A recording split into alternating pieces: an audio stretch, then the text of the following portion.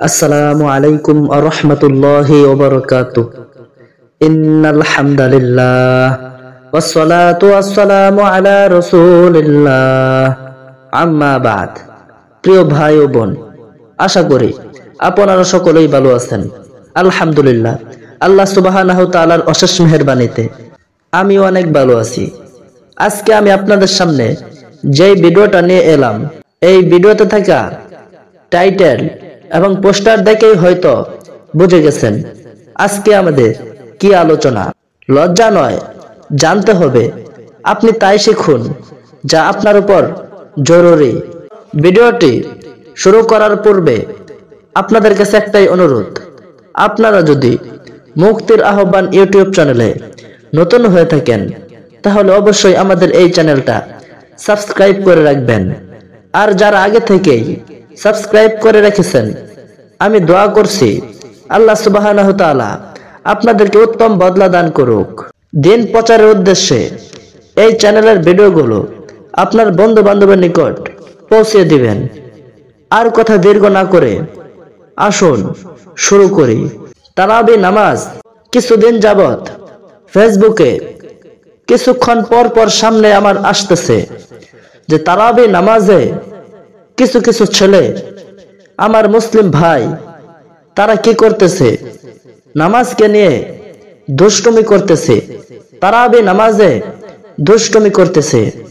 এক ভাই নামাজে দাঁড়ালে অপর ভাই পিছন থেকে টেনে হেসড়ে পিছনে নিয়ে চলে আসে। এক ভাই সিজদায় গেলে আরেক ভাই পায়ে ধরে টেনে হেসড়ে পিছনে নিয়ে আসে। এটা তো নামাজের সাথে বেয়াদবি করা হচ্ছে। আসুন মূল কথায় চলে যাই। অনেকে শুধু এশার নামাজ পড়াকে যথেষ্ট মনে করে, তারাবি না পড়লে কোনো সমস্যা নেই। মূলত তারাবি নামাজ পড়া সুন্নতে মুআক্কাদা।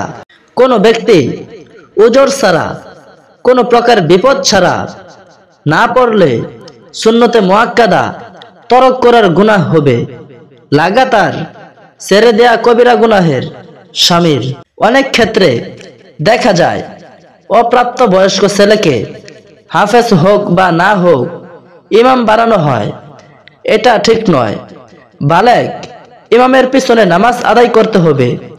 যে তারাবি পড়াবে তার নিকট থেকে আয়াতের অর্থ কিংবা সারসংক্ষেপ জেনে নেওয়া ভালো। যখন থেকে সাহাবীরা এই পড়া শুরু করেন তখন থেকে তারা 2 সালামের পর অর্থাৎ 4 রাকাত নামাজের পর বিশ্রাম নিতেন। তাই এই নামাজের নাম তারাবি নামাজ করা হয়েছে। লোক দেখানো ইবাদত আমার ভাই ছেড়ে দাও। আর কিভাবে বললে তোমরা বুঝতে পারবে? তোমরা কি নবী করিম সাল্লাল্লাহু আলাইহি সাল্লামের এই হাদিসটা শুনো নাই? আউয়ালু মা ইউহাসাবু বিহিল আবদু ইয়াউমাল কিয়ামাতিস সালাহ, যার অর্থ হচ্ছে কিয়ামতের দিন বান্দার সর্বপ্রথম নামাজের হিসাব লওয়া হইবে। আমার কলিজার মুসলিম প্রিয় ভাইয়েরা, দয়া করে তোমরা নামাজকে মানুষের কাছে হাসির তামাশার জিনিস বানাইও না। আল্লাহ সুবহানাহু ওয়া তাআলা সূরা জারিয়াতের 56 নম্বর আয়াতে স্পষ্টভাবে বলেন, আমি মানুষ এবং জিনকে সৃষ্টি করেছি কেবল আমার আনুগত্য, আমার দাসত্ব, আমার বন্দেগী, আমার ইবাদত করার জন্য। আর তোমরা দুনিয়ার বুকে শয়তানের আনুগত্য করতেছো। তোমরা কি জানো না সূরা ইয়াসিনের 60 নম্বর আয়াতে কি বলা হয়েছে? 60 নম্বর আয়াতে বলা হয়েছে, হে বনি আদম সন্তান, তোমরা শয়তানের দাসত্ব করিও না, কারণ শয়তান তোমাদের প্রকাশ্য শত্রু।